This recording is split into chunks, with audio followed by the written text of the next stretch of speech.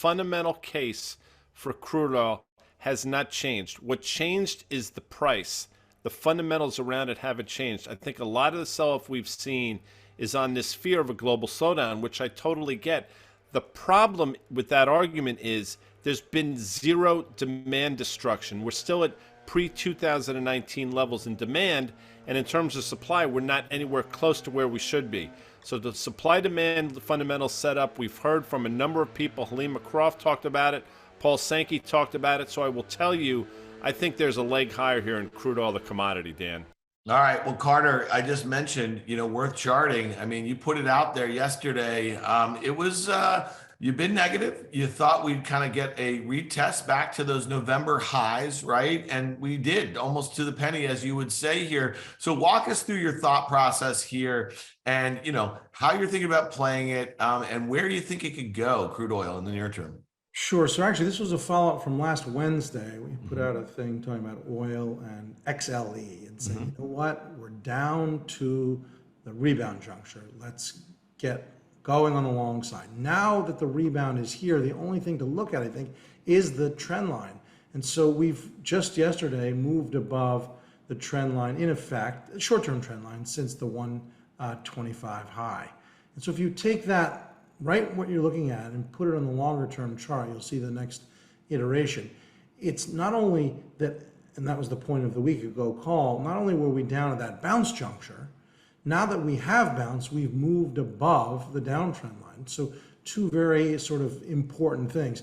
And you can keep going here, go further back. The point of that level and the point of the week ago judgment was that this is not only down to the highs of the autumn of 2021, but if you look at the next iteration, it was at the middle of the formation that crude has been basically living in its entire 2-year history until the Ukraine war.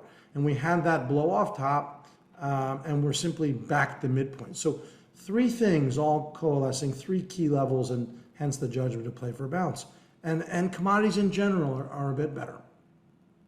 I agree with that. I'm with you. And Dan, the way I would play it, and you've heard me say this, but the OIH has been extraordinarily volatile. Went from 175 up to 320, back to 245, which was support, back up to 310, cratered on the back of the commodity. Now we're catching a second wind here.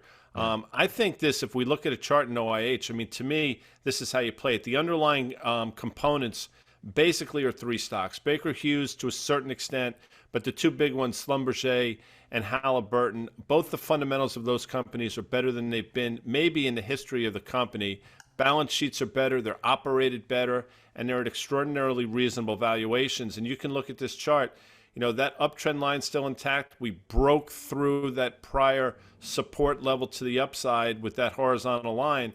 And to me, I think with even just a benign tape in the broader market with commodity going higher, I think the OIH can test those previous highs, not the all-time highs, but the previous highs we've seen over the last year or so, Dan. Yeah, and I think that volatility is really kind of the opportunity here, especially if you're right on fundamentals and if Carter is correct on the technical setup with crude. I think that's a great way to play it. And, again, I don't have a position in this name just yet in the OIH, but I was looking at the options, and here's a trade that I kind of liked here. So when the OIH, the ETF that tracks those services names, was $248 today, if you look out to October expiration, you could buy the October 260 300 call spread that would cost you about $10. You'd be buying one of the October 260 calls at about $14 and then selling one of the October 300 calls at about $4. Again, the max premium at risk is $10. You have profits of up to $30 between 270 and 300 with a max gain of $30 above 300,